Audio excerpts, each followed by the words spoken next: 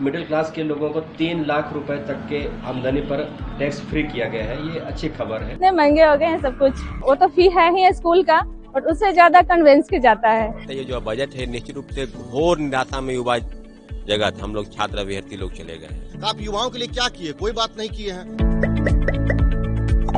यंदाच्या अर्थसंकल्पातून काहींना दिलासा मिळाला तर काहींनी बेरोजगार शेतकऱ्यांसाठी हा अर्थसंकल्प दिलासादायक नसल्याचं म्हटलंय। आम्ही 6 ठिकाणी विद्यार्थी, गृहिणी आणि शेतकऱ्यांकडून या अर्थसंकल्पाबद्दल त्यांचं मत जाणून घेण्याचा प्रयत्न केला। या अर्थसंकल्पाबद्दल विद्यार्थ्यांचं म्हणणं काय आहे हे जाणून घेण्यासाठी आम्ही अलाहाबाद विद्यापीठाच्या विद्यार्थ्यांची भेट घेतली आहे। 14 सप्टेंबर 2022 पासून एकाच वेळी फी मध्ये 400% वाढ केल्याच्या निषेधार्थ हे विद्यार्थी ठिय्या देत आहेत। सरकार जो बजट लेकर के आई है, अमीर और गरीब के बीच की जो खाई थी उसको काटने की किसी भी प्रकार की कोई कोशिश इस बजट में दिखाई नहीं दे रही है। इन्होंने आज लाया है वो बजट तो शिक्षा और मजदूरों के एकदम विभिन्न खिलाफ है और हम लोग इसका विरोध करते हैं। पाटणात गेल्या काही महिन्यांपासून सरकारी नोकरीची तयारी करणारे विद्यार्थी निदर्शनं करतायत। देखिए, बजट से जो बिहार के जो युवा हैं या देश के भी युवा हैं, सबको ठगने का काम किया गया। बिहार में जो रोजगार के सृजन की बात आपने की थी, आपने कहा था कि हम 2 करोड़ नौकरी देंगे प्रत्येक वर्ष, तो 8 साल ये 9वें साल में चले गए, तो 8 दूना 16 करोड़ नौकरी का क्या हुआ? उसके बात आपने की नहीं। कहीं कोई उपाय छात्रों, युवा अभ्यर्थियों और युवाओं के लिए बिल्कुल नहीं है। इसके लिए इंडिया के नाम पर भी एक छलावा है। आपने नमक पे टैक्स लगा दिया, आपने आटा पे टैक्स लगा दिया, आपने अंडा पे टैक्स लगा दिया, सारी चीजें महंगी हो गई।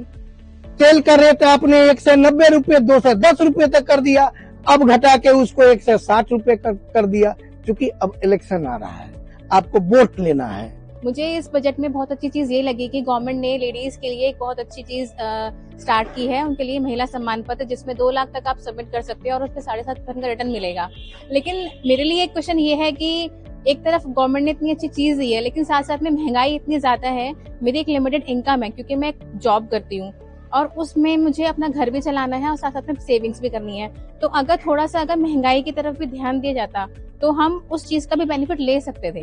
यंदा सरकारकडून रेल्वे बजेटही जाहीर करण्यात आलं। यावरून अनेकांमध्ये नाराजी असल्याचं दिसून आलं। जनरल क्लास चढ़ने के लायक नहीं है, स्लीपर क्लास कटल क्लास है। कटल मीन जानवर क्लास है वो, जिसमें एक आदमी सीट का बोनाफाइड पैसेंजर टॉयलेट तक नहीं जा सकता, हिल नहीं सकता।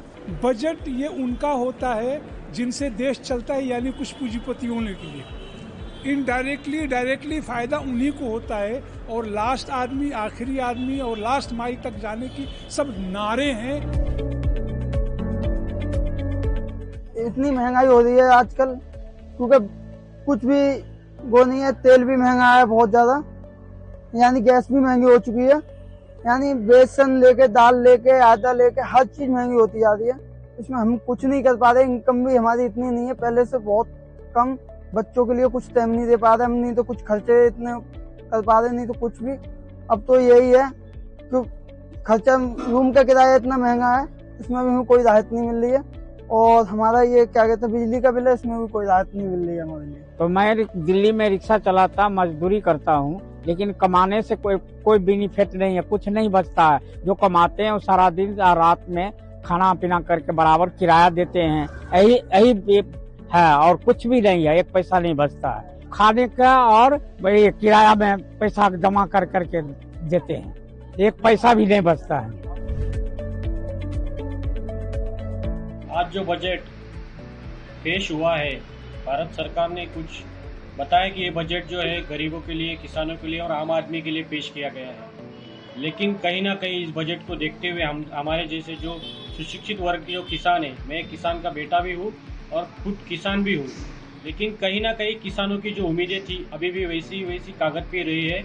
इसमें बजट में किसानों को थोड़ा सा ज्यादा उम्मीदें थी, लेकिन उनकी उम्मीदें पूरी नहीं हुई है। खास तौर पर जो कपास के किसान हैं, जो कपास उगाते हैं और देश को अपना कपास के माध्यम से अपना वस्त्र कपड़ा पहनाते हैं, तो किसानों की कहीं नाराजगी हुई है। तो अभी महाराष्ट्र का बजट आने वाला है, तो महाराष्ट्र सरकार इस पर ध्यान देना चाहिए कि कपास में रेट कुछ ज्यादा मिले। प्रदूषण पे भी उम्मीद थी हमें कि गवर्नमेंट शायद इसके लिए कुछ बजट फंड ना करेगी, तो गवर्नमेंट ने इस पे कुछ भी प्रावधान नहीं रखा, उससे हमें थोड़ा दुख हुआ है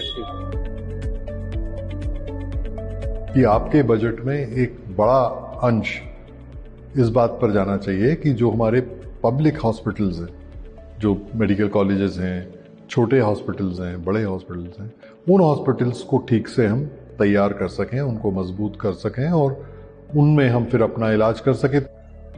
इस बजट में बहुत अपेक्षा थी कि कुछ दवाइयों के बारे में कम होंगी, कुछ दवाइयाँ सस्ती होंगी, कहीं कोई डिस्काउंट देता है, कहीं कोई नहीं देता है, कोई 10% देता है, कोई 15%, लेकिन बहुत महंगा सौदा है और बजट में इस बारे में न कोई बात की गई है, इस क्षेत्र के बारे में शायद सोचा नहीं गया। और मेरा अपना व्यक्तिगत रूप से मानना है कि दवाइयों की कीमतें सब जगह एक जैसी होनी चाहिए। जो ड्रग के कंटेंट जहां यूज हो रहा है वो सभी कंपनियों के एक जैसे और एक ही प्राइस में हो।